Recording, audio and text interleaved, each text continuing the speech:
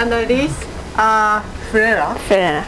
And I'm having trouble pronouncing her name because we never call her English way. We always call her in Japanese way, Lisa Ferreira. Okay? And then she's a quite artist. And of course, she chose two titles. I think the influence of Hokusai. I think you can always recognize the art. And she's going to talk about the effect of or influence of Hokusai to the Western and Japanese art for today as well. Okay? And by the way, all the Japanese students are going to be presenting in English, but they have all done in Japanese a week ago, and they have prepared both presentations in Japanese and English. But in order to entertain for everybody to understand, but in terms of content, they are presenting in English today. Good morning. My name's Annalise Ferreira, but everybody calls me Lisa, so don't worry about that. My presentation today is on the influential Japanese artist Katsushika Hokusai. He's an artist who most people will recognize his work if they see it, but most people will not recognize his name. And that's a very interesting aspect of his work, I thought, and I wanted to explore what exactly was his influence on today's art and the art that we all are very familiar with, as well as Japanese art in general. About a year ago I came across Hokusai's work, and I became interested in it because I realized that I had seen his work before. I'd been seeing it most of my life, like most Westerners have, but didn't know anything about the artist himself. And I wanted to go into depth and figure out what he was about, and I found out a lot of interesting things along the way, and so I decided to focus on what exactly was his influence on what was his influence on Western art. Most people would be surprised to find out that he had an influence on Western art, and I wanted to explore what exactly that was. For instance, most people have seen this particular picture here. This is the Great Wave of Kanagawa. It's his most famous work. It's from 36 Views of Mount Fuji, and it's been featured in books, in posters, in this PowerPoint presentation, which is known worldwide. Everybody knows this. Everybody has used this at some point in time, and postcards. And so I basically wanted to ask, what was Hokusai's influence? What influence did Western art have on Hokusai's work? What was his influence on Japanese work? How did he what insight did he gain from Western work, and how does he continue to influence people today, and what is his importance in people's lives today? Why does his themes keep showing up? This wave theme that he invented. I mean, he was not the first person ever to draw a wave, but he stylized this wave that we're seeing, and he made it very recognizable, and we keep seeing it in this motif over and over again. And the second part of my research was to conduct some personal research, some original interviews and surveys to find out what people's reactions to Hokusai's work were, and to try to what exactly was what was the cause of his popularity, his continued endurance. And so here are my research questions again. I probably shouldn't have repeated them. To give you some background, it's important to know where he came from in order to know how the evolution of his work. He lived during the Edo period, which was a period in which Japan was mostly closed to any outside contact. There was a little bit of contact with China and Holland, but it was very restricted trade because the Japanese government was worried about foreign influences leaking into Japan, and so it was kept very much under wraps.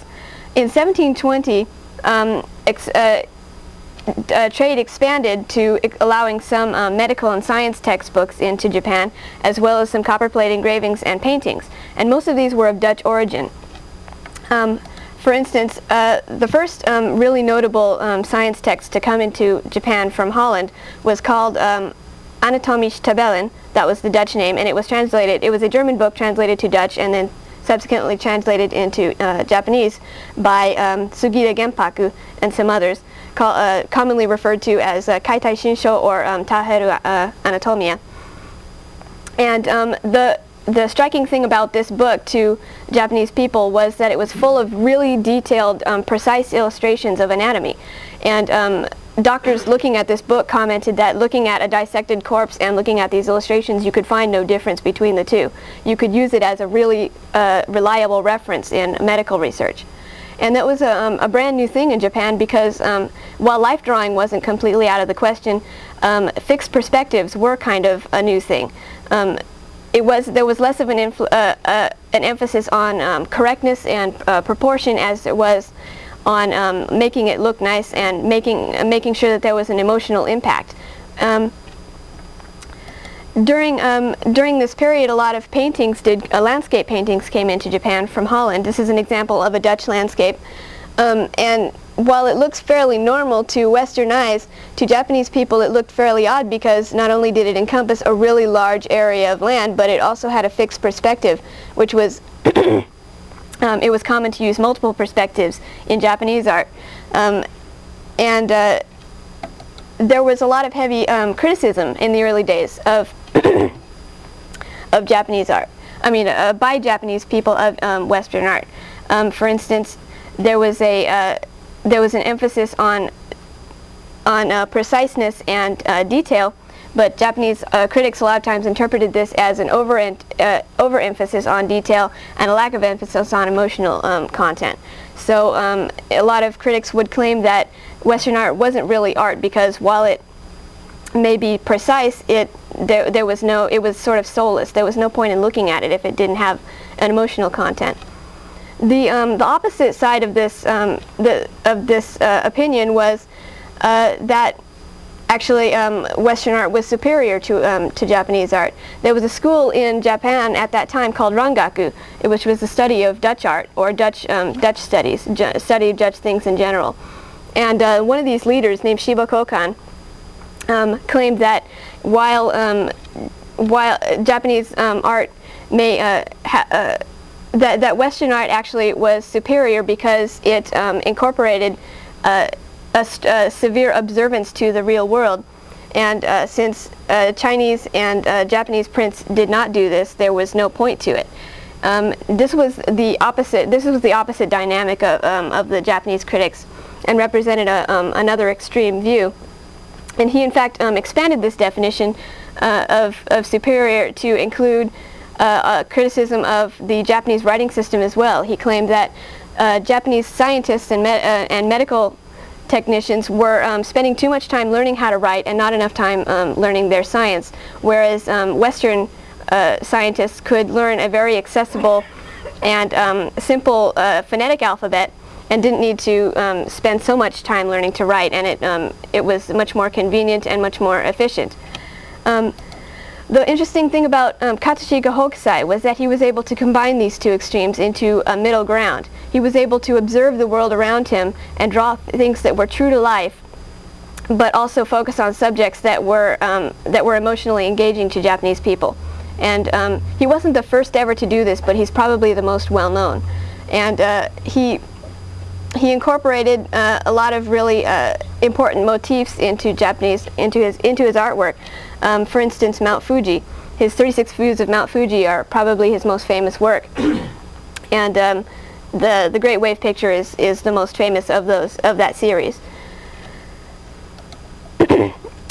It's interesting to note that Hokusai actually had a very broad influence on Western art as well as Japanese art. These are some examples from some of the Western masters such as Degas, Monet, and Toulouse-Lautrec, and Van Gogh.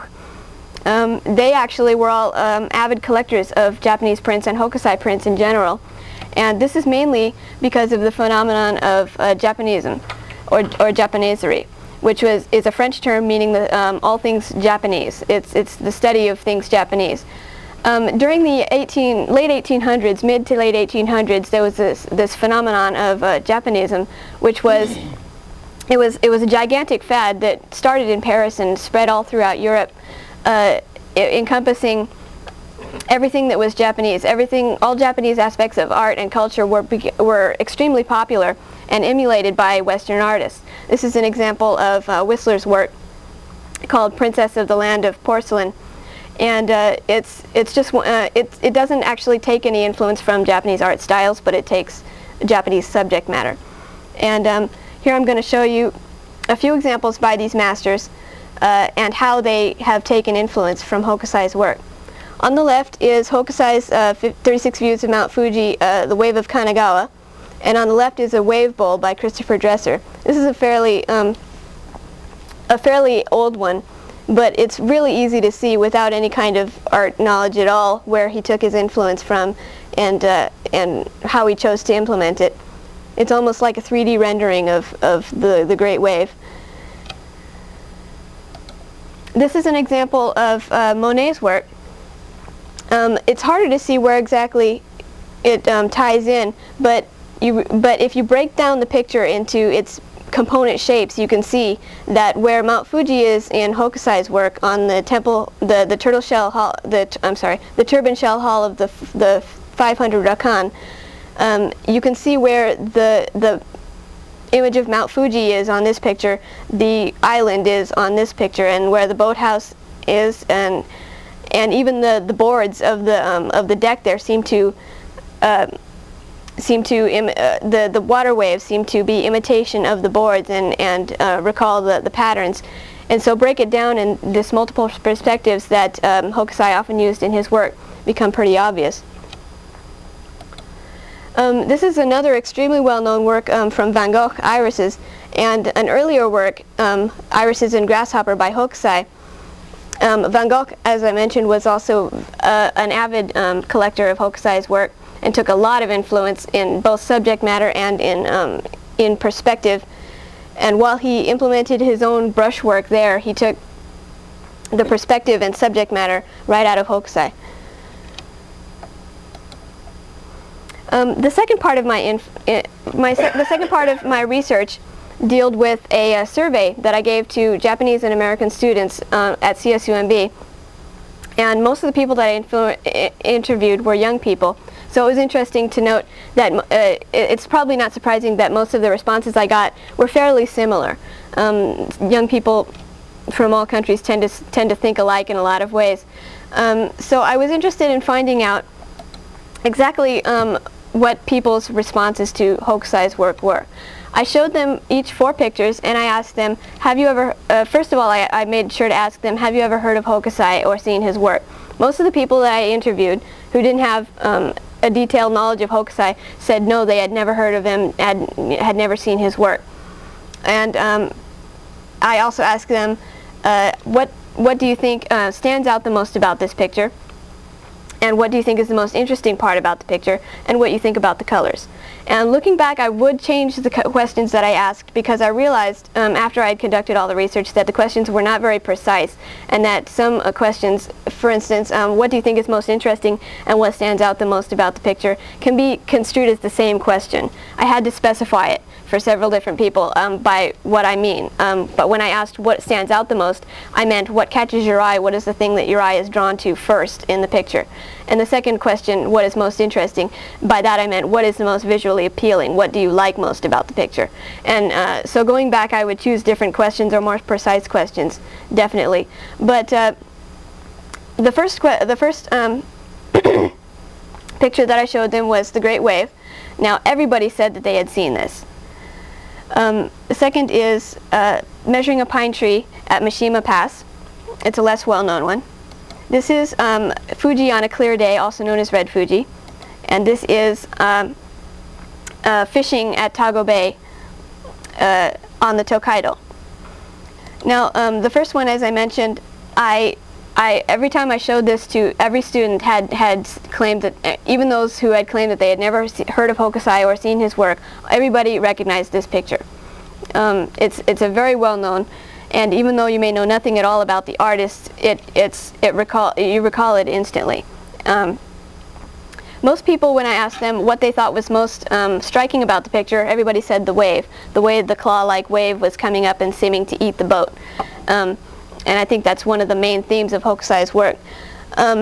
but when I asked them what was the most interesting, what they liked the most about it, they mentioned that they preferred the boat. They liked the idea of the boat in the dip of the wave being almost crashed down upon by this huge wave.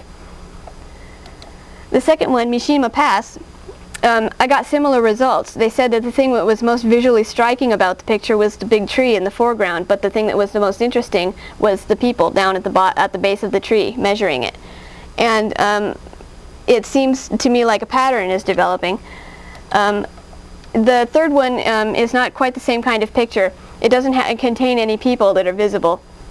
But I liked how people claimed that the red color of the mountain was the most striking to them, but they enjoyed the clouds the best. They thought they liked the neat contrast between the dark blue and the bright white clouds.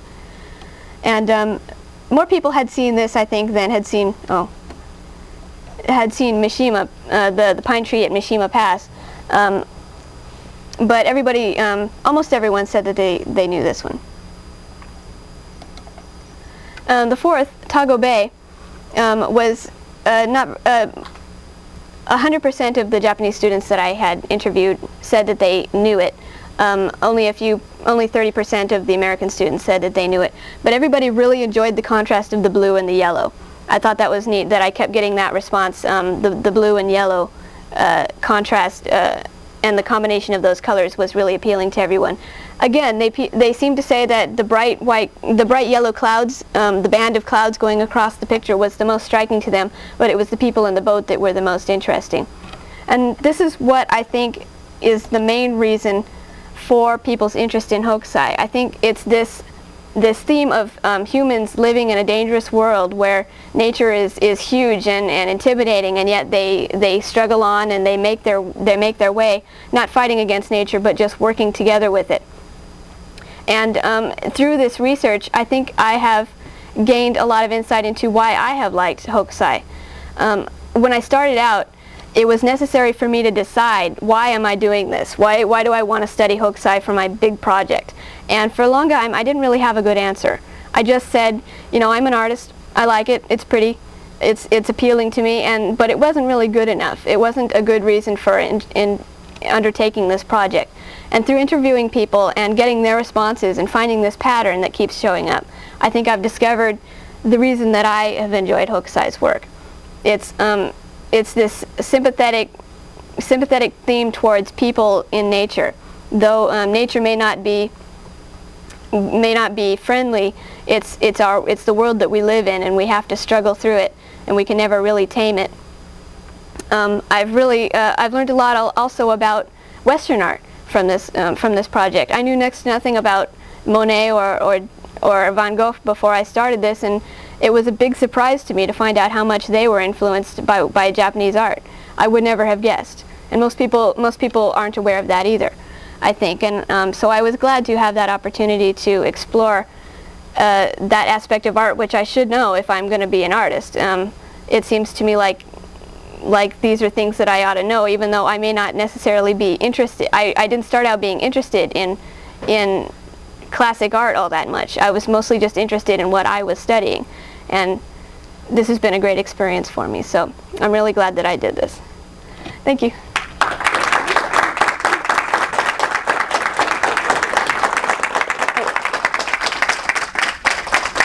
And my sources. Thanks, Annalise. Anybody have any questions, Don? Is that it? Thank you. Thank you.